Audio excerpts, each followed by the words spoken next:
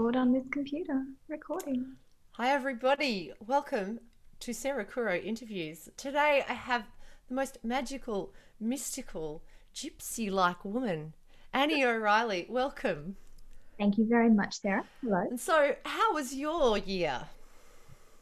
I think the best word to describe my year is munted. Munted. Yeah. Munted's an excellent word. So, I've got Annie on today, everybody, because really this person belongs in another century. This person finds fun not through a screen. This person has two of the most outrageous children that help her in her business, even, and they're really tiny. So I want everybody to know about how wonderful Annie O'Reilly is. Now, Annie O'Reilly of the famous Tea with Annie, and later on in this show, we are going to have a very naughty, occult style tea leaf reading. So once we've had our chat, I'm going to let myself be divinated by Annie. But first, I want to talk to you about how you've maintained a 19th century style home life for your children. With the lack of screens and lots of craft and activities and learning instead. Lots of And imagination and all of that stuff that we've all lost. So I want everyone to take pointers from Annie today. Start off with your interest in parties. well, I think my interest in parties starts from my desire to live on the set of Play School. Mm. So I think perhaps, yes, I imagine that my life is Play School. And through that, I've been able to create a nice environment in our house for the kidlets. And we focus really heavily on creating ideas and really facilitating ideas rather than anything else. And is it a cultural thing, would you say? Because you're half Italian, half Irish, like me. You're my cultural doppelganger. Yep. And which side does it come from? The magical playland, the fairyland? Does it come from the Celtic side, or does it come from the more European, Italian side? What do you think? Have you thought about that? I think the magic comes from the Celtic side, and the ability to maintain discipline comes from the Italian side. Yes. Yes. We can be quite forceful, can't we, as A little bit. Italians? We can I've be got my loud. Italian things here Yeah, very representing beautiful. Pulcinella, the sad clown, and the violin. Yeah. So, you used to organise parties. I mean, I met you when you were doing a completely unrelated job, but then I realised the magic and wonder that you put into your children's parties were incredible. Buried treasure, giant things of the imagination. I don't even know what you were doing with those parties, but as a grown up, I wanted to be a part of that party. Do you get paid for that? Is this something that you can do for people? I love events, but I think I got that from my mom. I remember the best party that my mom ever threw was my dad's 40th birthday, and she filled our entire house with beach sand, about this deep. And she had a professional artist come in and draw on every single wall in the house. And there was a live band in the front of the house, and there was a bartender like throwing drinks and fire and all kinds. And there was a pig on a spit out the back. And she sent invitations to every single person that my dad had known in his life because she found his old address books, and she had them printed on beach balls. So you had to inflate them to be able to read the instructions. And so every little detail was so important and so magical. And the invitation said no presents, but bring booze. So they had enough alcohol for about 3 years, and the party lasted for 48 hours, and Oh, people came back. that's It- fantastic. but I had this amazing experience of parties being experiences and these memories that kind of changed your life a little bit. So I wanted to be able to recreate sorts of things that my mom did. Wow, that just sounds great. I mean, some parties can be really horrifying, especially if you don't know someone. And if there's not a magical focus to the party, then you end up being stuck in a corner with someone who you might not want to um, talk to at all, or you're afraid that they'll leave because no one else might come and talk to you. I mean, I know I don't seem insecure, but I had pretty much a few, like maybe a 10-year period there of really not wanting to go to parties unless I had a friend come with me. But I can imagine your parties would be something to do at all times, like a Willy Wonka factory experience or My something. my 21st was alcoholic slushies and a bouncy castle. I mean, a So grown up that was, hiring a bouncy castle. and we stayed in it until about 4 o'clock in the morning. We had about 20 adults in the bouncy castle, which had a maximum of 3 children allowed in it. So it was amazing because there was something to do. I think it's important that if you're going to throw a function, have a purpose. So, give people a life skill or make them take home something or have them create something as well. So they actually enjoy themselves rather than just. Yeah. And it takes the focus off the pressure of having to find a person to talk to at a party if you can make something. Why do you think grown-ups let go of all that stuff when they grow up? It is really, really frustrating to organize when people don't participate willingly. You need a good group of people that actually want to do things. So It should be compulsory going to one of your parties that you have to get involved. Did you dress up parties much, or that's a bit too 80s for you? I More haven't done that for a activities. little while. It's more for small people that we Yeah. do dress up parties, but I personally love them. It's just getting people to actually put the effort in. Yeah, exactly. Now, you're absolutely obsessed with something else, aren't you? You're obsessed. Look at your background. You're obsessed with Lego. And Lego, for me, was an incredibly important childhood experience. I remember I think I've told you this story, but I remember the first Lego that blew my mind was the first yellow medieval castle. I don't know if you remember that one. It was the first time there was a kind of theme instead of just colored bricks that you make something boring out of. Sorry, no offense. But yeah, so this yellow castle was amazing. It was huge. It had drawbridges and there were horses and everything. It was great. And Dad helped us make it. So it wasn't just that it was Lego, but it was that Dad was there. Because Dad's an architect. So it's like, yeah, Dad will do it for us. So yeah, tell me about your experience with Lego and why you're so obsessed with it. I love Lego a little bit too much, but I didn't actually get into Lego until I was a teenager. So even though it floated around, my uncles had lots of Lego and it was in my granny's house. It wasn't until I was about 15 and I was recovering from some epic seizures in hospital. Oh. And the kind of rehab team said to me, well, maybe you should play with some Lego to kind of regain the dexterity in your hands and the ability to read and write. And they encouraged rehabilitation therapy with Lego. Oh. So my mum started buying me all of these amazing sets, and it was around the same time that the Harry Potter Lego started coming out.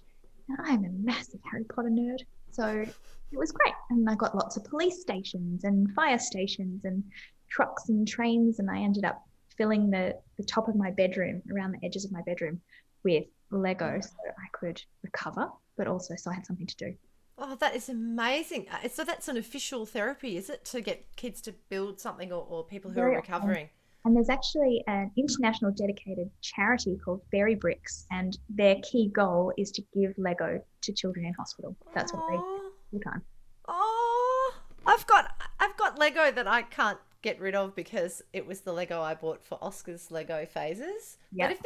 if there was a charity that I could pass, I know I've offered you my Lego, but you're like, I have too much. I cannot take on any Not move more. in my house. Yeah, no, there's no room for more Lego in your house. So, you have a really interesting shop front sort of residence. That's such a cool Melbourne thing, everyone. If you don't know how cool that is, that's just completely cool. So it's on Rathdown Street and it's just beautiful and so what do you do in that front room? In this particular shop front, Yeah. I run tea with Annie, so people can join me for private tea readings or tea parties or lessons, and I teach a lot of people how to read tea out of my shop front. It during lockdown, it was also a giant cardboard castle room because, Oh, that because was stunning. That was absolutely. Can you describe that for people listening, please? That was just well, I've been trying to get shelves in this room for a very long time, and when they were installed, there were 88 cardboard boxes left over, and they wanted to charge a ridiculous amount of money to take them away. So I said, no, thank you. I would like to build an enormous castle. And I got 180 meters of duct tape and about 10 hours worth of time. And I built a 3.5 meter by 4 meter stand up castle with 2 bedrooms, a bathroom, tiled living area. tiles, wallpaper, windowsills, Yeah, there was windows, storage plants. front. It had it had torches and a nice little engraved kind of piece over the top. But my kids Then thought, what did you do? Then what did you do with it? This is the well, punchline. it stayed in our house for 4 months. For 4 Oh, months, I didn't have a shop front in use because I was not allowed to operate Tea with Annie. I was only online. Fortunately, now with COVID practices, I'm allowed to be practicing again. But once it was done, I built it as one solid piece. So it had a solid floor and the whole thing could move. So it was a massive castle that I could move. But it didn't fit through my doorway. So I had to slice it down the center and then carry it out in two pieces. And we took it out to the street and put it on the grass in the middle of the street and stuck it back together. And for about 6 hours, we had all the neighbors join in and come and write their names on it and take photos and pose. And then at the end, we had a massive destruction party and tore it to shreds on a time lapse. I mean, everything you've just described is like a parent's nightmare. Like, don't drop the paint there, don't do that. But you're just the opposite. You just let all this unbelievable controlled chaos happen, and then you take it all outside and you let the kids destroy it. And that's what I'm talking about with what we've lost with kids. You know, I know people who have dedicated a whole room for their kids to destroy, to paint on the walls, to break things, to ruin things, to eat food everywhere, smearing just garbage everywhere. And I'm here going, don't touch that. Why is that lid on? And I'm just driving myself insane instead of just letting kids be kids. They're supposed to break things. They're supposed to break themselves, you know. They're supposed to break their bones. So yeah, so good job. Great parenting. Yep. I did purposefully schedule a hard rubbish collection for after the cardboard destruction. Absolutely. With motivation to clear it out. Yeah. And so what do the neighbours think of you? They must realise you're the crazy street party lady. Yeah. Do they love it? I hope so. I hope they enjoy it. Yeah. I seem to have some really beautiful neighbours. I know that for the first time in where I've lived, I really love the people that surround me. So I know that I can knock on a door and there will always be someone that can help or chat or just be a nice. Is that a bit your frame of mind too, though? Is that a bit that you might have sort of changed a little bit? I mean, I feel like you've always been like this, friendly and warm and open. But you know, sometimes we kind of project our troubles onto our surroundings, so we think everyone's mean. But I mean, you've never said that. I'm just saying, are you at a time in your life now where things are just okay? Very much so. I think after having kids and going through that process of, you know, what it's like to have children, when they're old enough to be independent and gain that confidence back, it's nice to be able to help others as well. Yeah, absolutely. And that's kind of what you're all about too. It's not just living your life for yourself, your own person. You kind of, to me, you share the love of fun. Yeah. If I can include you in fun, I will try. Yeah, exactly. So we mentioned that you are going to read my tea leaves before. Now, for the atheists out there or for the ultra religious who are quite afraid of this kind of activity, don't look at it that way. This can be something fun, happy, harmless, meaningless, or meaningful, however you want to take it. So guys, we're not starting a cult or a religion. No, we're just reading some tea leaves. For the ultra religious, I was ultra religious as a kid, you know, raised Catholic, had a seizure in the church, and they thought I was possessed. Well, I wasn't able to go back. But oh my God! Speaking of 19th century, yeah, that was 2005.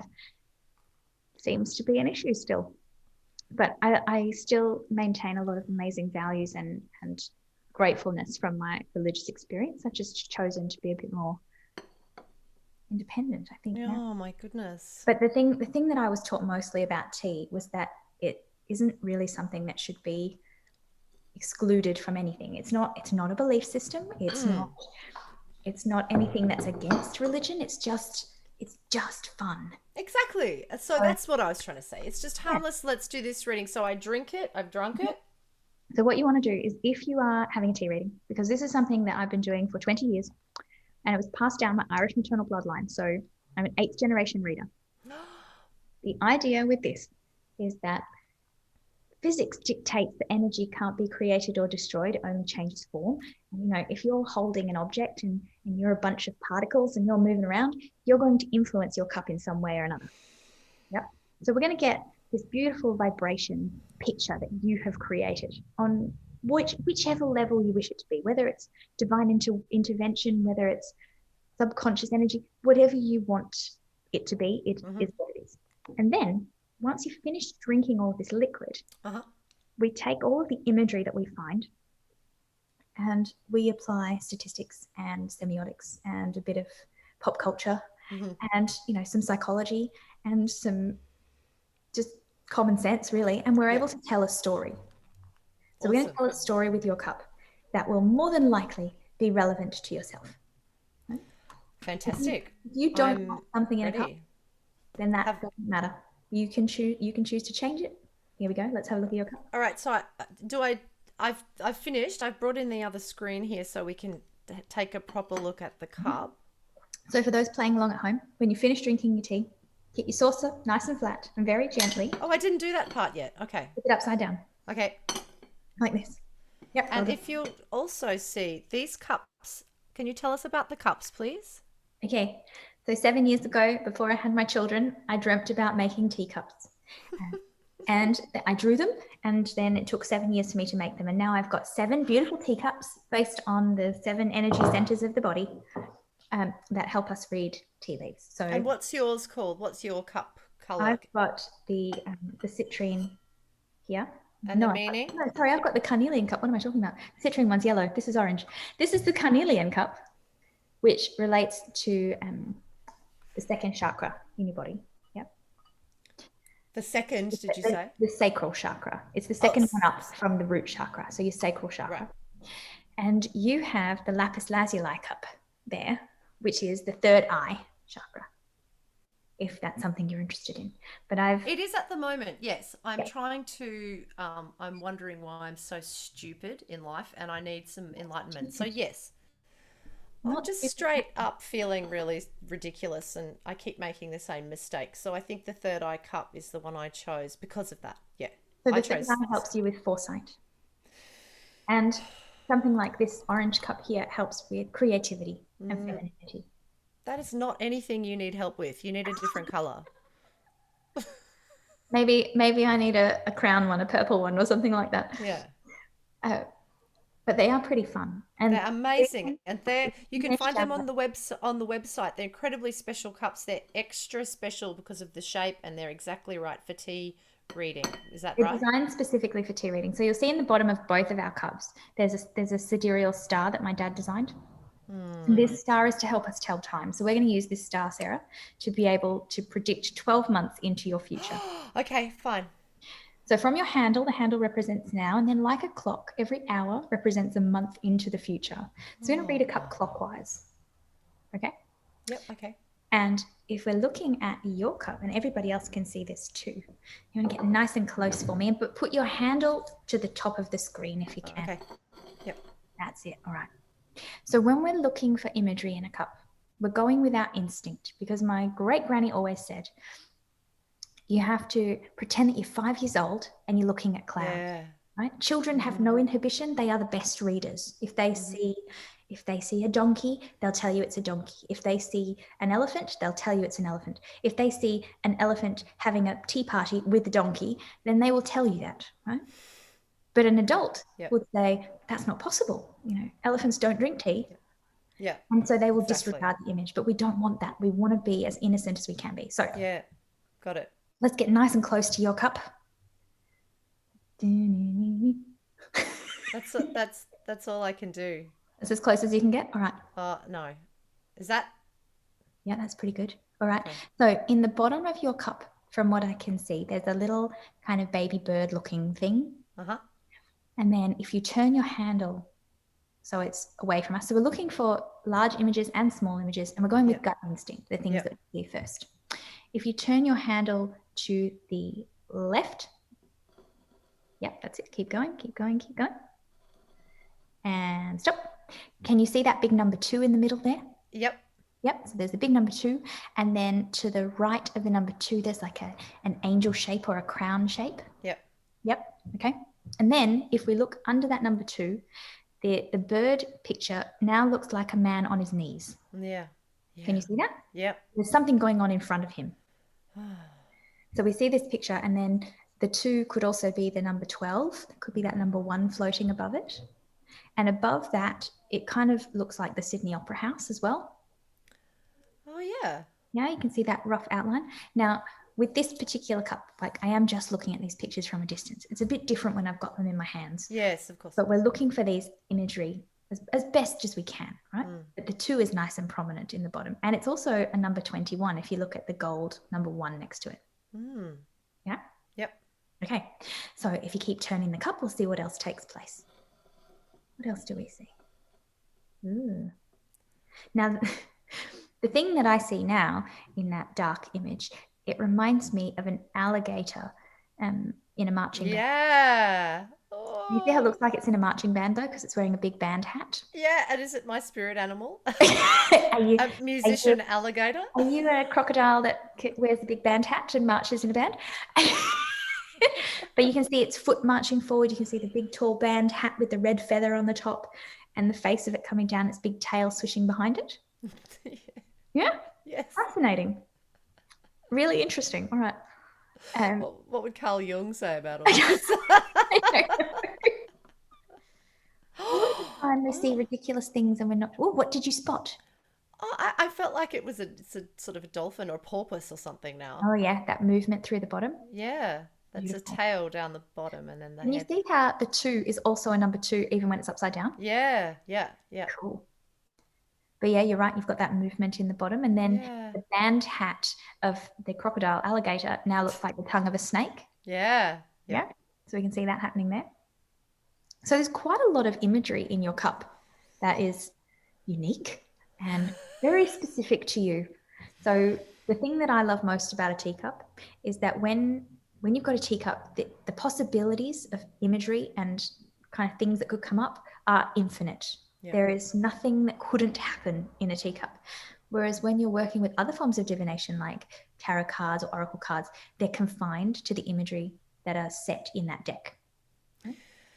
Yeah, So- I would have to agree with that. I did do a lot of tarot card reading. I seemed to have a knack for it when I allowed my atheist to go to sleep and my Celtic spiritual to wake up. And I was really good at it because I only had a limited understanding of the depth of each card.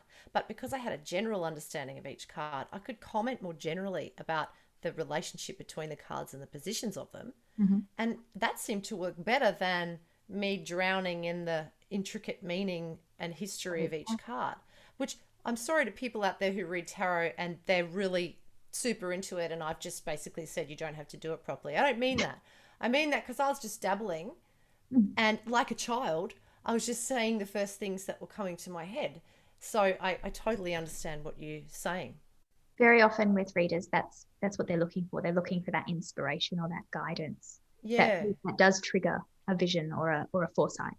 So that's why I like tea. So are we supposed to when we get into tea reading, are we supposed to respond to the cup rather than so if I went to go to a reading with you, you're just pointing out the symbols within that you can see and then we kind of go, oh my God, that resonates with me. Actually, at first, what we do is we point out the imagery and then we go back to their meanings.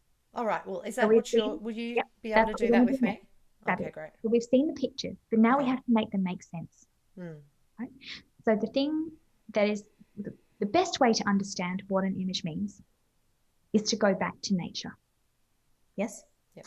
So if you've got an image of a dog in a cup, symbolically, that dog could represent an actual dog or it could represent loyalty and friendship, which is what we know the dog to be.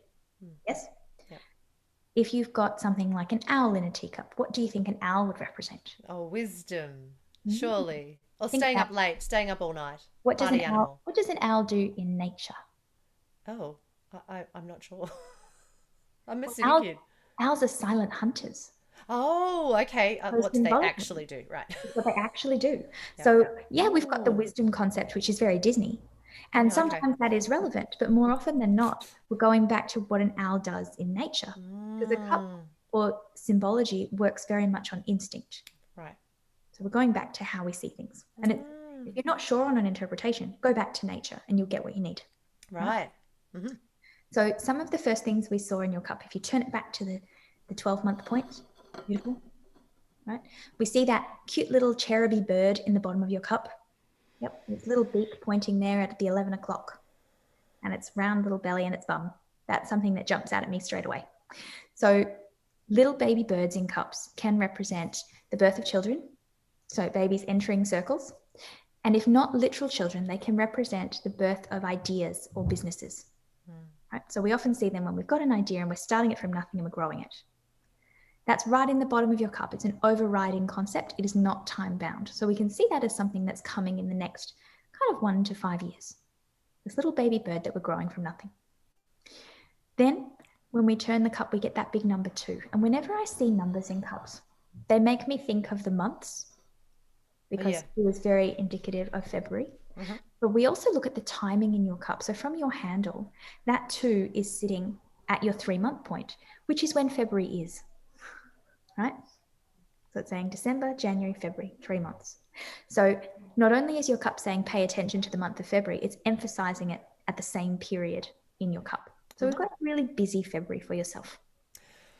Yep. Back to work. Probably. MSO starting back up again. Underneath your 2, we've got the boy on his knees. So this can mean the emphasis on the young man who is, he's on his knees for something. And that could mean, a crossroads period in his life. Yep. Where he needs help standing up again. Right. And in front of him, there's quite a large workload. It looks like he's sorting through things. So that all kind of peaks at, February and could possibly go through to a 21st. So it's quite a long journey of discovery. For those of you who don't know, I have a son who's nearly 17 who does have a long road ahead of him, yes.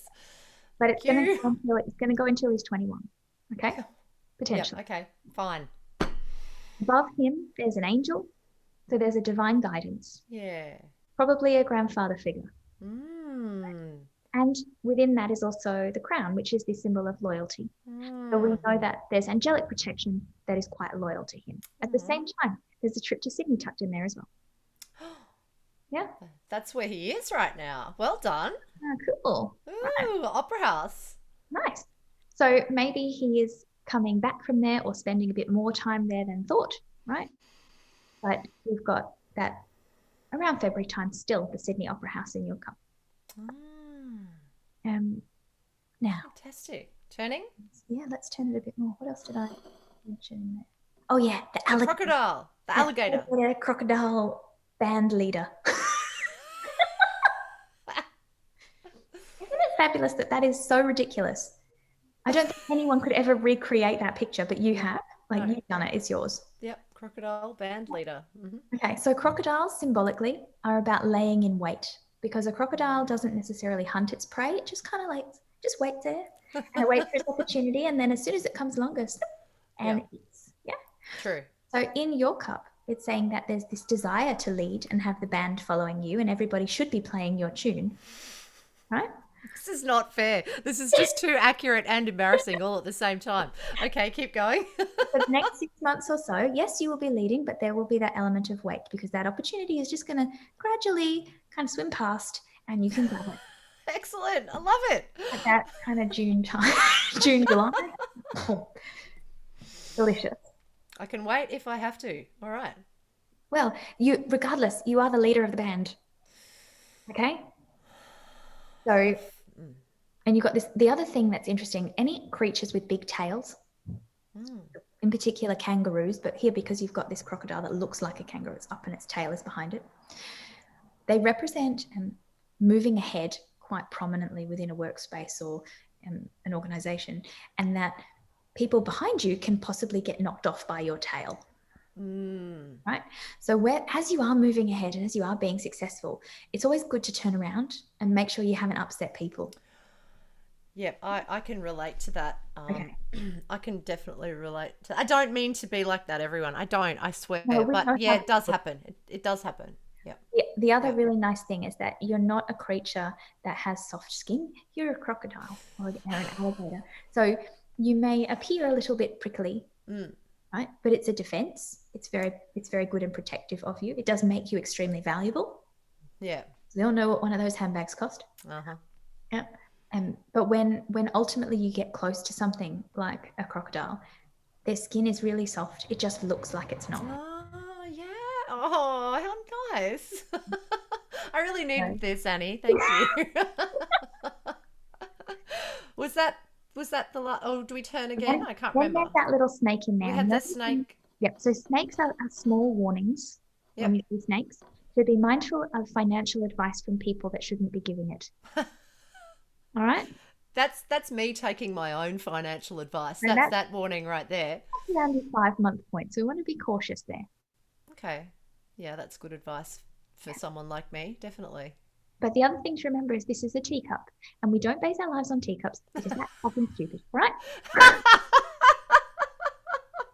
Fabulous. Yeah. Is that the end of the reading? Well, I think so. I think that's everything that I see. I see February is highlighted so heavily in there because it's the two both. Okay. Fantastic. I really enjoyed that. And I will tell you now that the first one, Yeah. which was that one, Mhm. I'll tell you what I saw. I saw me Yeah. on a tree branch, Yeah. crumpled over, Yeah. yelling at a small child, Okay. and but yelling at there's two children there. I only have one child, but there were two personas there. So there was the child of the child and the big grown-up part of the child. So as I mentioned, the child's a teenager, so he's splitting in two now. Mm. And that's me on this tree branch out on a limb. Out on a limb quite precariously. Yeah, trying somehow to fuse these two people together. So So you can that's see in the kind of crumpledness in that yeah, image that you can see. You can see a lot of anxiety. yeah, There's that physically yeah. debilitating. And then if we go back to the baby bird nature and the fact you've got that little bird in there, it can relate to the male child as well. Yeah, yeah, yeah, yeah. So there is a desire to protect in there, and having anybody on their knees. Actually, share a story with you that before I had my son, I had this amazing picture of two parents on their knees with the baby between them. And I thought, oh, that's so beautiful, right? We've got this perfect little baby and we're all together in this family. And I saw it as such a positive image. I was like, yeah, this is great. Yeah. And then after he was born, we had such horrendous trauma with punctured lungs and intensive care and all kinds of horrendousness. And then I looked at the picture and went, oh, yeah, it brought me to my knees. Like as a family, it took us down. Yeah, yeah. But we stayed together. Yeah. So the thing about being on your knees is that you're not on the floor. You can still stand up. So it's beautiful. just one of those points where you need help and you need to ask for it. Yeah, I think I'm facing the wrong way. I think I'd need to just let him do his own teenage thing. Yeah. Don't you think? By 21, everything should be clear. That's what the cup says. I'm going to believe it. The cup says 21. Well, that was absolutely extraordinary. And I wish you could see it in real life because it is different in real life when you really let your imaginative side take over and just look for pictures. At first I saw nothing because I'm not used to that. I read music for a living. So that's abstract numbers, letters, and that part of my brain's really strong. And I don't write music. I don't improvise. But that's the part of the brain that you need to read the tea leaves. It's the improvising, creative, sort of differently vibrating part of your brain, isn't it? Is it the right side? I don't remember. Before I had all my seizures, I was really science focused and really good at math. And then I had all these seizures and it swapped the hemispheres of my brain. That's funny. I was going to ask you if you were a different person before your seizures and afterwards. I always had the spook because it's in my family. So I was always a bit bizarre. Yep. But I became a lot more so. Spook, is that what they call it? And so I want to ask you one more question before we wrap it up. And just by the way, if anyone wants a tea reading, online, offline, in person, Tea with Annie, www.teawithannie.com. You can buy the cups if you want to do it yourself. You can buy the tea. She has so many kinds of tea. Even her daughter has made a blend. This is her daughter Joya's blend. So it's a family affair. And just before we wrap this up, I want to ask you if you've struggled in the same way as I have about which culture you come from. Are you Celtic or are you, Italian? I am whichever gives me an advantage on the day. Sometimes I pretend to be Lebanese or Turkish or Greek. I associate with so many different things. So, you know, I love being Irish because it's fun and passionate. I love the fact that I'm Australian too because I was born here. Hmm. I love my Italian heritage and the fact that I know a little bit of Italian and I can easily kind of fit into that world. Hmm. But I've lived in Turkey and I know that I could easily live there. And Hmm. when I was 14, I went down to my local Greek souvlaki shop, and the owner said, "Why you don't speak Greek?" And I responded, "My parents never sent me to Greek school." And he felt so bad for me that I never paid for another souvlaki ever again because I was the Greek girl that couldn't speak Greek. So Well done indeed.